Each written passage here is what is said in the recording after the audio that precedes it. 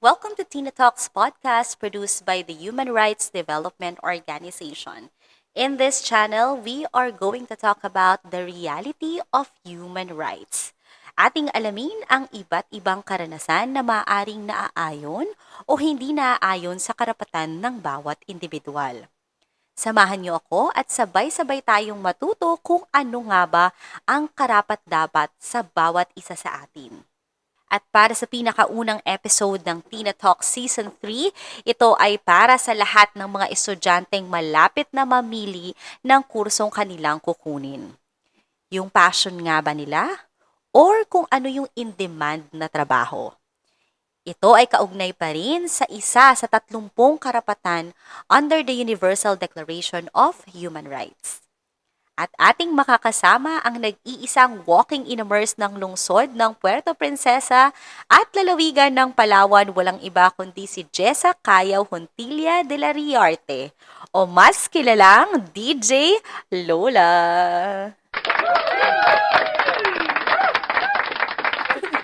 Welcome, Miss Jessa o mas kilala na DJ Lola. Welcome sa Walking in Immerse Day. How many days ka na? 220 to 20 something. Yes, 220 something. Plus. Ang ginagawa mo is naglalakad ka every day. Well, this is not just to ipakita yung Puerto Princesa. Kasi nakikita ko, fini-feature mo rin yung mga corners.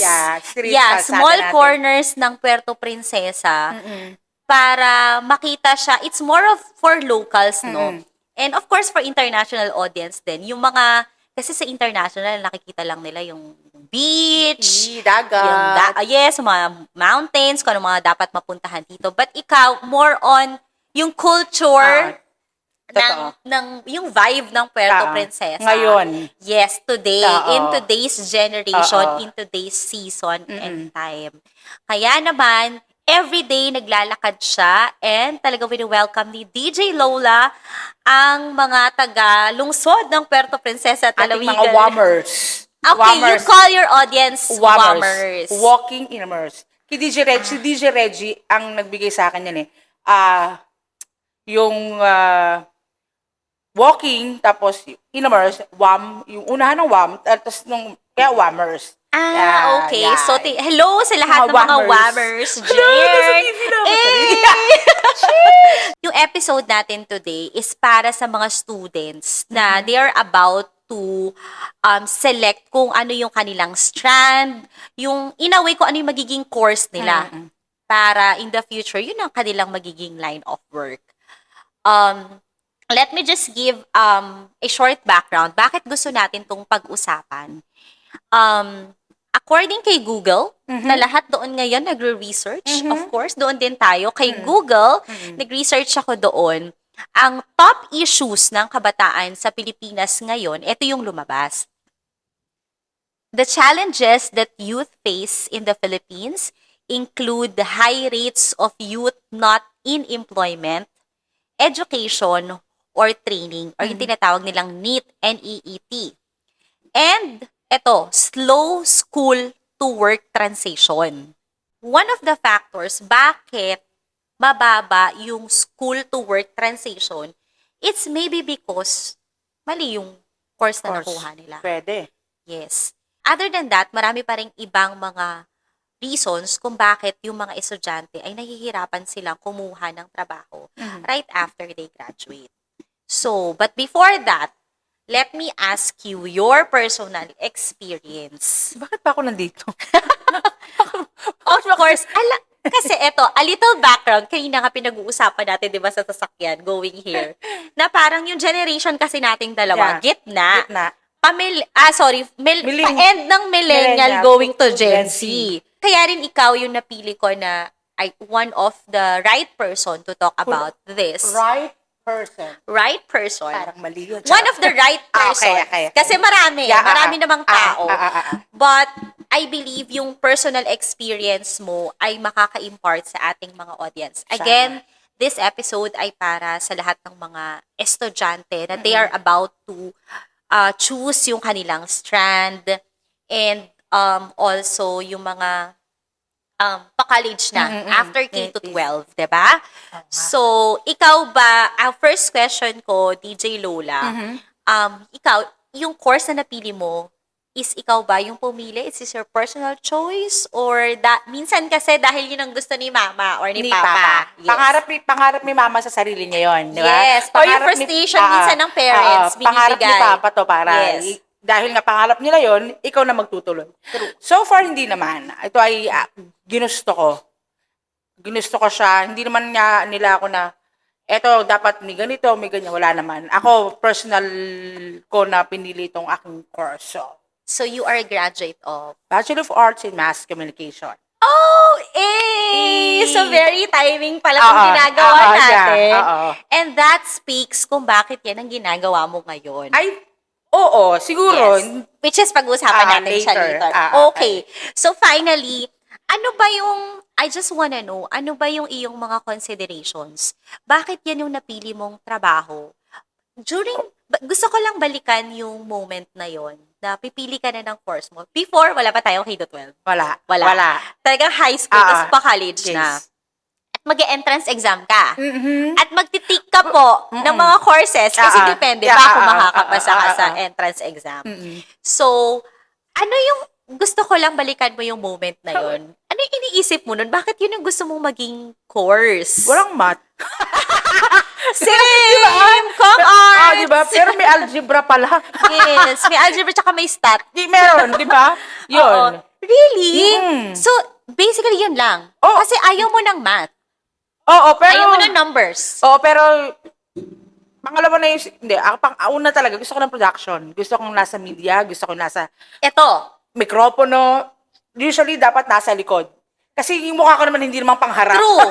Yan din ang Doon tayo gusto sa likod. ko. Oo, production. Really? Likod ng camera. Alam mo, super the same tayo. Gusto ko, nasa production ako, pero ayoko nang nakikita. Oo, ayoko. Which is ano nangyayari ngayon? Oy, No! ngayon. We are doing, well, for everybody's information, we are doing both. Kami po ang production. Siya nag-set up lang lahat ng Yes. ito. Actually, mas gusto ko yung creative side. Kasi yung talent, well, ngayon kasi, in this generation, ikaw na rin lahat. eh. Lahat. Ako kasi personally, mas gusto ko na yung iniisip ko na magiging output, Iba yung... ganito siya. So, ma-execute ko yung na-plan ko kung ako yung gagawa. Totoo. Well, for me yun. May mga ganon. Ganon Yun. ka rin ba? So, during that time, yun yung naiisip mo na parang, Actually, marami. Unang-una yung mask ko walang board exam. okay. Di ba? Oo, Wala siyang oo. board exam. Medyo less sa pahirap. Hindi man pahirap. Less sa mga gagastusin ng mga magulang yon. Kasi di ba pag nag-board exam, kailangan pa mag-review, mag-ganyan. Pero first, math talaga. Okay. Math talaga. So, meaning to say, kinonsider mo yung magiging scope ng course. Pwede. Oo. Kung kaya mo siyang pangatawanan. Huwag tayong doon tayo sa mga katotohanan. Oo, dun sa kaya mo. Kaya ko. So, DJ Lola, hindi mo inisip na pagka-graduate ko, may makukuha kaya akong trabaho sa course ko na to. Exactly. Hindi mo siya inisip. Hindi. Oh, but that was, anong year ba? 2000, graduate ako ng Palawan 2008. 2008 ako graduate. Ng college. Oh, pero I mean, nung pinipili mo yan, 2004. 2004. 2004 mo siya. And how young ka nung 2004? So, bala na sila mag-compute. No? Basta kami ayaw namin ng math. Basta pageancy ka. Charas. Ayan. Sorry. Hindi, ano ka lang noon. Kasi nagde-debut tayo second year college. Mga... So, 16. 15, 16 yan. 15, 16. So, at the age 15, 16, hindi mo yan siya naiisip. Hindi. Gusto ka kasi Basta gusto mong gawin is yung kakayanin mong matapos sa course na yon. Bakit? Tsaka hindi ko inisip na yung kung may available ba siyang trabaho dito kasi konti lang yung registration natin noon. Sobrang konti. At feel ko yun din isa sa mga mahirap dati sa MASCOM. Pero later natin pag-usapan yun. Oo. Okay. Yun. Basta gusto ko lang nasa likod nasa media man yan, nasa production man yan. Mas gusto kong nasa likod ng production. Hindi ko pinangarap maging reporter, hindi ko gusto yung nasa harap ka, ikaw yung magbabato, pero later on, naging trabaho ko siya. Alam mo, totoo yan. Kasi, bakit? Gusto natin tayo pareho tayo Oo, actually. Gusto natin tayo yung behind the scene. Oo. Tayo yung utak. Mm. Pero kasi minsan, kung sino yung nag-isip nun, Siya ikaw din yung best na makakagawa nun Kasi eh. yun, gusto mo maano eh, yung, ito talaga yung, Yes. yeah, Oo. visualize. Dahil binayaan naman tayo ni Lord ng talent to be in front of the camera. Ikaw lang yun. So why not? Ay, ikaw, with Oo. 9,000 subscribers, by the way. DJ Lola, may factor din ba sa'yo sa pagpili mo ng course when it comes to financial matter? Yes. Hindi, wala naman. Wala Kasi naman. nursing, medyo Oo. magastos. Tourism, magastos. Medyo. Hindi ba? Medyo. Hindi ko siya naisip na magiging problema siya. Although, hindi naman kami kaanuhan, Aha. pero hindi ko siya inisip. Ang gusto ko talaga yung Okay. So, course, hindi siya naging consideration hindi, for you? no. Okay. Consideration na, ay baka hindi kaya, ganyan. Pare-pareho magastos naman eh. Pare-pareho mahirap naman actually. Kasi, sa panahon namin dati, yung camera, nirerentahan. 500. True. Ay, amura yan, friend. Sa amin, 2,500 per day. Well, because sa Manila ako nag-aral. Kami nga dito, 500. Isang araw lang yun. Di ba? Ngayon, yung Palawan State University, parang may mga sarili na. Saka, Gamit. may ganito ka lang, laban ka na. Yes, Diba? kasi iba na rin yung Oo. generation ngayon. Very May ganito ka lang, digitalized na. may production ka na. True. Diba? Cellphone lang, production na. Eto na yun. Yes. Anyway, yun. Okay. Oo. Meron bang point in the middle of your college years na parang, teka lang, parang naririnig ko na, Kinukuha ko ng ibang kurso. Hindi. I mean, parang, yes, may tawag ako sa ibang course. For some reason na nandun kasi yung friend ko. Another factor. Kasi pag high school, close kayo Oo, eh. hindi na kayo maghihiwalay. Anong course mo? Oo, Saang school ed. ka? Usually, yung mga friend ko nasa ed, bihira yung nasa engineering eh. More on ed, pol-sci. So, hindi mo siya naging consideration. Yung mga barkada, hindi siya naging consideration Hindi, sa'yo. hindi naman. Kasi, ayun ang course nila. Dapat Oo, sama-sama kami. Kailangan nasa education din ako. Kailangan nasa pol-sci ako. Kailangan nasa tourism. No. So, no. Hindi. Okay. School.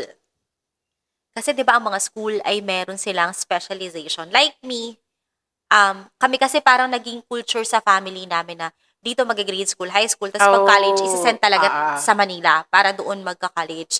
Ang napili ko kasing school ay Miriam dahil yun ang specialization nila, ang Com Arts. Oh, Yes, diyan okay. graduate sila Corina Sanchez. Oh. Yes, and okay. maraming mga National media. nasa media ngayon na nandyan. Mainstream. Yes. So, kaya yun. Consideration mo rin ba ang school? Kung ano yung specialization ng school? Which comes first pala?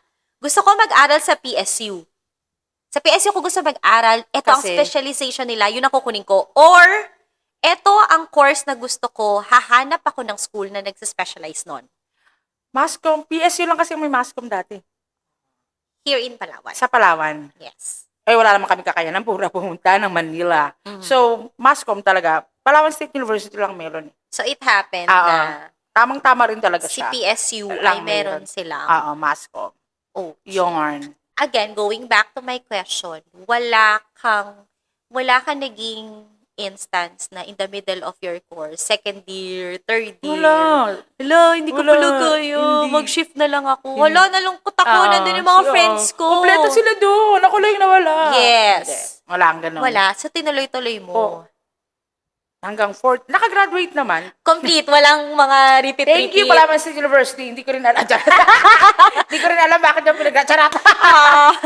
I think you deserve naman. Tingnan mo naman ngayon, napapangatawanan niya ang pagiging Mascom graduate. Sana. Of Anyway, course you are. And yun. I'm very proud of you. Kaya isa rin ako talaga namang pag nakikita ko siya sa daan, ay, sana ma-feature nga ako. Oo. Kahit not as Tina Talk, as kabarkada. Picture! Mga ganun. Yun. Okay. So to sum up yung iyong personal experience is that number one, choosing a course para sa'yo is kung ano talaga yung gusto mong gawin. And yung mga considerations mo for that Mm-mm. is kung ano yung magiging scope nung entire course, kung kaya mo siyang tapusin until Mm-mm. the end. So without even considering kung sino yung makakasama mo sa course na yon, Mm-mm. magkakaiwalay kayo ng mga friends mo, yung peer pressure Mm-mm. na Yeah. tinatawag, Wala yung naman. school, because it so happened na only Wala. Palawan State University. So, but of course, if may option, kasi in your case, wala kang option. Wala. Yun lang kasi Yun lang meron sa- dito. oo. But if merong option for others na nakikinig sa atin ngayon, for me, no, it's good also kung Pwede. Mm-mm. kunin mo yung school na nagsa-specialize that course. Pero tama yun na. I think, mas maganda nga na unahin mo muna kung ano yung gusto mo. Oo. Tapos saka ka maghanap ng school na nagsa-specialize nun. Kasi ang pangit naman ng, I wanna study in Ateneo.